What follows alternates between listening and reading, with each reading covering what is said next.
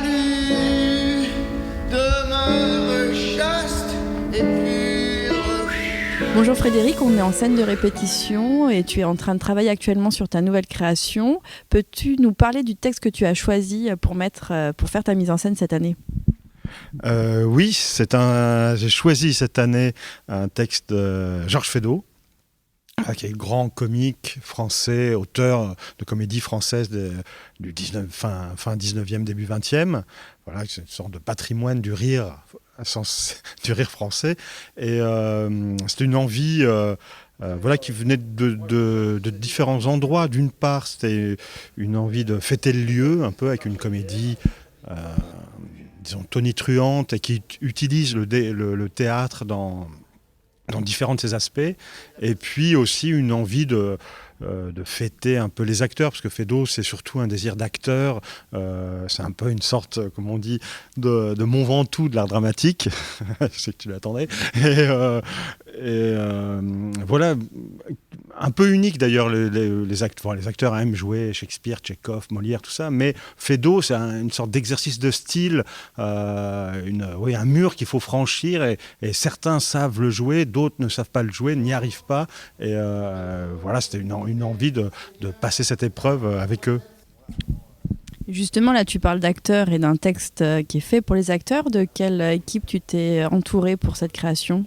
Dans l'équipe habituelle, il y a bien sûr David Mijaud, Agnès Pontier, Denis Foucreau, Sébastien Evenot qui était sur Marianne, qui est à nouveau là, et puis dans les nouveaux arrivants, Joséphine Demeaux, Jean-Charles Cliché, Rodolphe Poulain, est-ce que j'oublie ? Aurélia Artaud. Bing. Voilà, et tous ensemble dans un vertige qui en ce moment prend bien. Enfin, il faut tenir il y a encore un mois de répétition, pour faire aboutir la chose. On essaie de composer de suivre cette partition qui est à la fois virtuose, chaotique, et qui doit aboutir à un spectacle, j'espère le plus frénétique possible. Frénétique, on verra. Ouais. Est-ce que tu peux nous parler de l'histoire en quelques mots ? L'histoire, le pitch chez Feydeau est toujours très très simple. Après, il est tentaculaire, mais très simple. C'est un bourgeois, comme on dit, qui a fait sa fortune dans le sucre, donc qui est peu glorieux pédigré, mais qui veut que son nom brille. Comme ça. Et pour faire briller son nom, il pense à l'art. Et pour faire briller son nom grâce à l'art, il a une idée, c'est que sa fille, chose assez curieuse, réécrit un opéra de Gounod, Faust, et il décide que il veut faire jouer l'opéra de sa fille à l'Opéra Garnier de Paris, et comme ça son nom entrera à Garnier et sera parmi les lustres et inscrit au plafond de Garnier.